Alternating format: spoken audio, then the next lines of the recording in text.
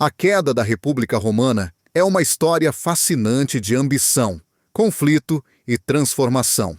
A transição de república para império é marcada por uma série de eventos que revelam as complexidades da sociedade romana. No auge, a República Romana foi incrivelmente bem-sucedida, expandindo seu território e riqueza por todo o Mediterrâneo. No entanto, esse mesmo sucesso plantou as sementes do descontentamento entre diversos grupos dentro da sociedade romana. Apenas 3% dos historiadores concordam com essa teoria.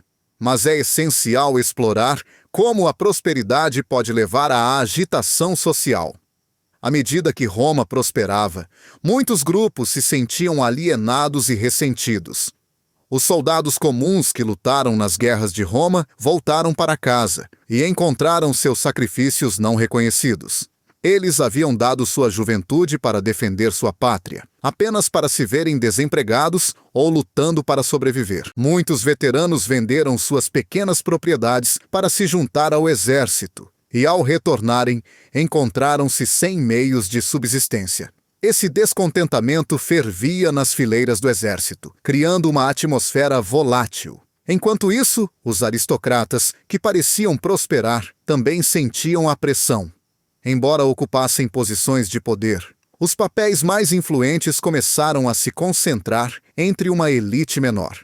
Isso deixou muitos aristocratas se sentindo negligenciados e ressentidos, acreditando que mereciam mais reconhecimento e recompensas por seus serviços à República. O segredo que apenas os aristocratas conheciam era que seu próprio descontentamento contribuiria para o desmantelamento da República.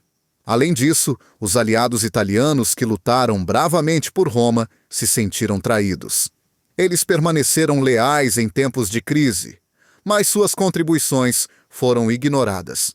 Acreditavam que mereciam a cidadania plena, mas as tradições conservadoras romanas resistiam à mudança. Essa exclusão alimentou ainda mais a crescente agitação dentro da República.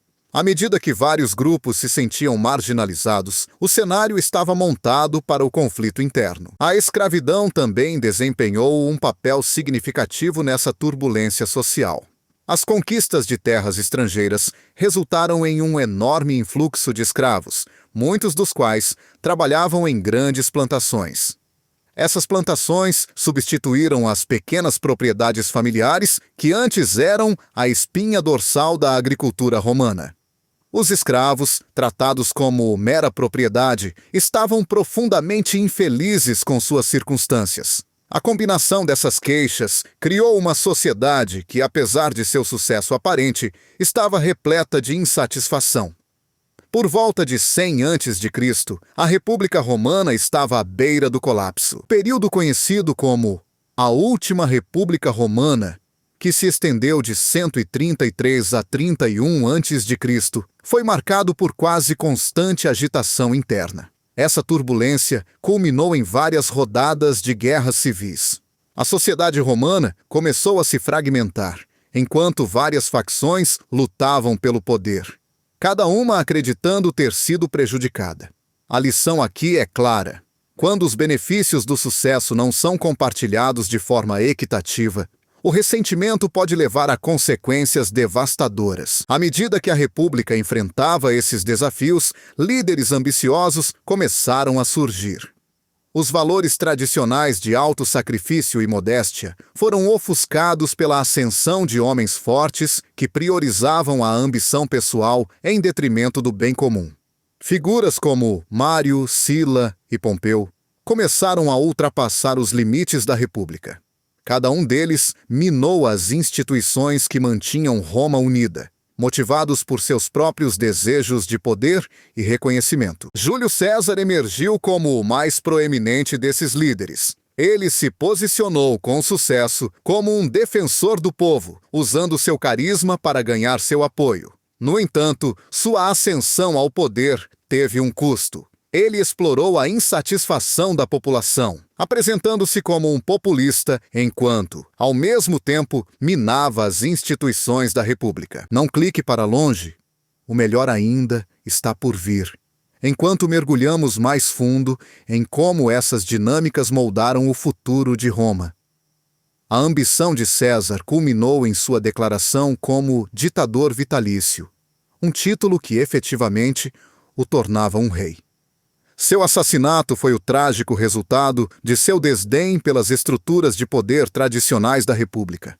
À medida que facções se formaram após sua morte, um vácuo de poder surgiu, levando a mais caos. A história toma um rumo inesperado quando vários líderes, incluindo Marco Antônio e Otaviano, começaram a lutar pelo controle de Roma.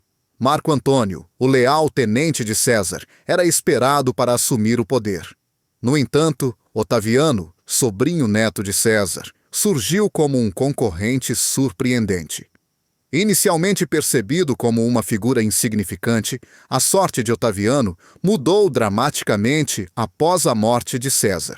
Ele herdou um exército leal, composto por soldados que antes seguiam César. Essa reviravolta inesperada na narrativa preparou o terreno para uma feroz luta pela dominância. À medida que Otaviano navegava pelo traiçoeiro cenário político, enfrentou adversários formidáveis. O Senado buscava recuperar sua autoridade, enquanto os assassinos de César, liderados por Bruto e Cássio, visavam tomar o controle. Além disso, o filho de Pompeu, Sexto Pompeu, emergiu como um senhor da guerra na Sicília, complicando ainda mais a dinâmica de poder. O conflito que se seguiu determinaria quem ascenderia ao poder após o assassinato de César. Nos próximos anos, Roma foi consumida pela Guerra Civil. A competição entre Otaviano, Antônio e outros se intensificou, levando a uma série de batalhas que moldariam o futuro da República. Cada líder empregou várias estratégias para obter vantagem, mas a astúcia e a sagacidade política de Otaviano o destacaram. Ele compreendeu a importância da percepção pública e utilizou a propaganda a seu favor. A capacidade de Otaviano de manipular sua imagem desempenhou um papel crucial em sua ascensão ao poder. Ele retratou Antônio como uma ameaça estrangeira, alinhando-se aos interesses do povo romano. Ao enquadrar o conflito como uma batalha contra um inimigo externo, ele conquistou o apoio daqueles cansados da agitação civil. Essa manobra estratégica permitiu que ele emergisse vitorioso, levando à sua consolidação de poder. Ao se tornar o único governante, Otaviano enfrentou o desafio de como manter o controle sem parecer tirano. Ele cuidadosamente moldou sua imagem pública, adotando títulos que transmitiam autoridade sem a conotação de realeza. Ao se apresentar como um servidor da República, conseguiu apaziguar uma população que estava cansada de conflitos. Seu governo marcou uma mudança significativa na administração romana. A abordagem de Otaviano à liderança era caracterizada pela humildade e respeito ao Senado. Ele evitou os excessos de poder que levaram à queda de César. Em vez disso, focou na estabilidade e na paz, o que ressoou com uma população que havia suportado décadas de turbulência.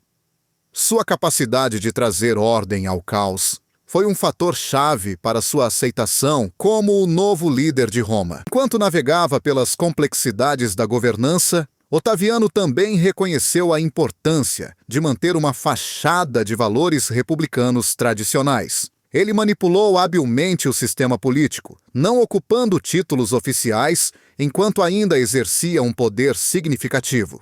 Isso lhe permitiu operar nos bastidores, garantindo que a República parecesse intacta, enquanto ele controlava efetivamente suas funções. A ambiguidade de seus títulos serviu para solidificar ainda mais sua posição.